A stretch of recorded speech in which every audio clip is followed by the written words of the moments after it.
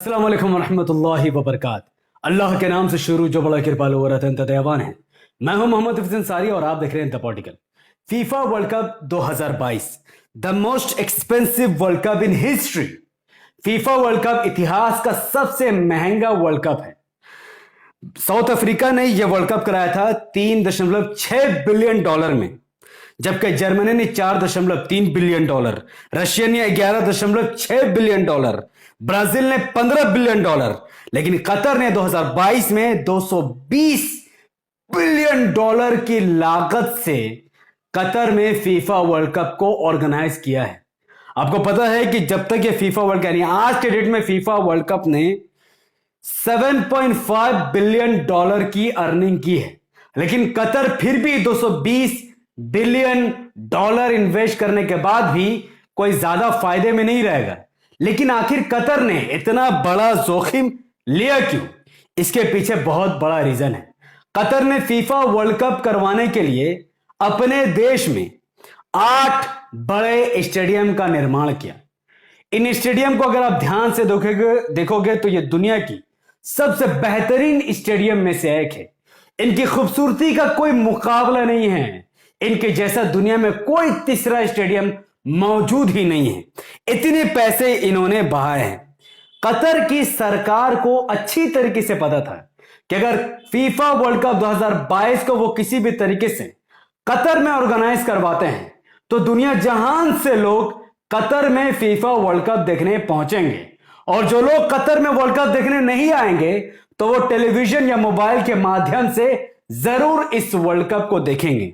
इस चीज को मद्देनजर रखते हुए कतर ने महान फीफा वर्ल्ड कप 2022 का आयोजन किया, जिसमें इतिहास में पहली बार इस वर्ल्ड कप की शुरुआत कुरान करीम की आयतों के तिलावत से करवाई गई थी, और वो तिलावत एक अपाहिज छोटे से बच्चे ने की थी। ऐसा काम कभी किसी और देश में नहीं हो सकता था, लेकिन ये कतर में पॉसिबल था कि कतर में वर्ल्ड कप देखने वाले लोगों तक कुरान का पैगाम पहुंचाया जाए।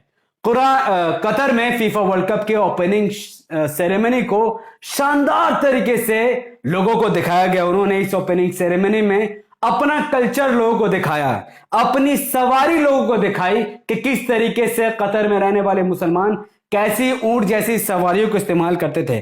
उन्होंने अपना ड्रेसअप, अपना बिहेवियर लोगों को दिखाया कि कतर के लोगों का बिहेवियर, उनका ड्रेस क्या उनको इस्लाम सिखाता है, लोगों तक उन्होंने पहुंचाई। शानदार प्रेजेंटेशन के बाद कतर के जितने भी होटल्स हैं, जितने रूम्स हैं, उन सब के बाहर एक बारकोड लगाया गया है। इस बारकोड को अगर लोग स्कैन कर रहे हैं तो उनको मिल रहा है कि इस बारकोड को स्कैन करने के बाद कुरान की कुछ आयत या प्रोफेट मोहम्मद सल्लल्लाहु अलैहि वसल्लम की कुछ हदीसें उनको पढ़ने को मिल रही, जिससे उनको पता चले कि रियलिटी में इस्लाम कितना शांति पूर्ण धर्म है। इसके बाद होटल के बाहर में कुछ नबी करीम सल्लल्लाहु अलैहि वसल्लम की हदीसें लिखवाई गई हैं, जैसे कि इस हदीस में नबी करीम सल्लल्लाहु अलैहि वसल्लम फरमाते हैं, कुल्लु मारूफिन सदका, every good deed is charity. जितनी भी अच्छाई है वो चैरिटी में जुड़ाती है। अक्सर लोग ये मानते हैं कि सिर्फ पैसे देना ही चैरिटी होती है, जबकि नबी करीम सल्लल्लाहु अलैहि वसल्लम फरमाते हैं अकॉर्डिंग टू दिस हदीस कि जो भी लोग भलाई का काम करते हैं उसे भी चैरिटी में ही कंसीडर किया जाता है। एक और हदीस कतर के बहुत सारे होटल के बाहर लगाई गई है। उस हदीस में नबी करीम सल्लल्लाहु अलैहि वसल्लम फरमाते हैं कि अपने आप को जहन्नम के आग यानी नरक के आग से अपने आप को बचाओ। अगर तुम्हें इसके बदले में सूखे हुए खजूर का आधा टुकड़ा ही क्यों ना देनी पड़े, अगर तुम्हारे पास वो भी नहीं है तो कम से कम लोगों के साथ अच्छे से बात करो, अच्छा बर्ताव रखो, अच्छा बिहेवियर लोगों को दिखाओ।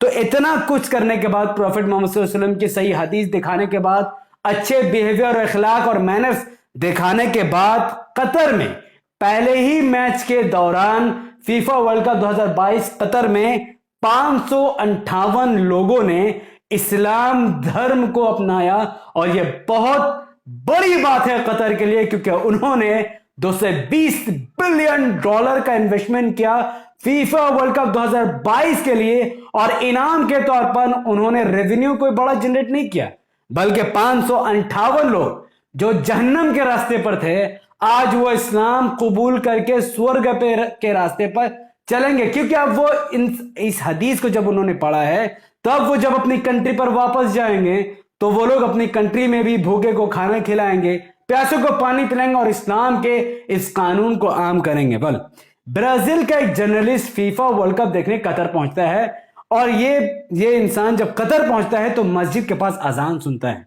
आपको पता है अजान सुनने के बाद ये क्या कहते हैं?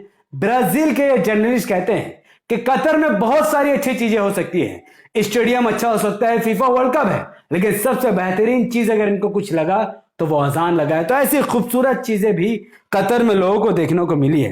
वेल, प्रॉब्लम तब शुरू हुई जब जाकिर नायक को फीफा वर्ल्ड कप 2022 के दरमियान कतर में उनको विजिट करते हुए देखा गया। तो ये बात फैली कि आखिर जाकिर नायक कतर में क्या करने पहुंचे हैं। तो जवाब ये मिला कि जाकिर नायक को कतर में बुलाया गया फीफा वर्ल्ड कप 2022 के दरमियान, ताकि वो लोगों को इस्लामिक लेक्चर दे सके और सही इस्लाम के बारे में लोगों को बता सके।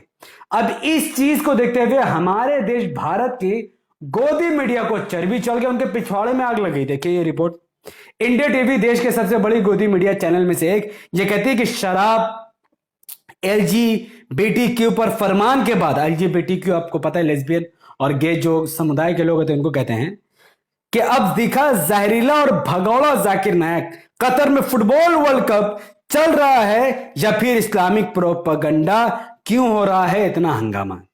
अब जाकिर नायक को ये लोग जहरीला और भड़काऊ क्यों कह रहे हैं?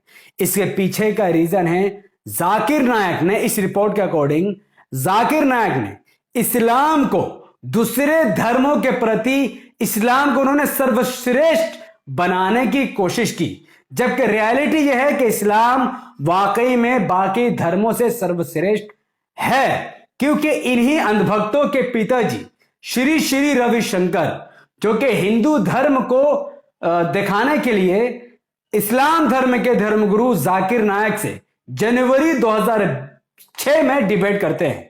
और इस डिबेट में 2-2.5 घंटे तक चली इस डिबेट में डॉक्टर जाकिर नायक ने हिंदू धर्म ग्रंथ से ही इस बात को सिद्ध कर दिया कि प्रॉफिट मोहम्मद सल्लल्लाहु अलैहि वसल्लम, अल्लाह बी पीस अपॉन हिम, वही आखिरी मैसेंजर है और इस्लाम ही दुनिया का सबसे सच्चा धर्म है।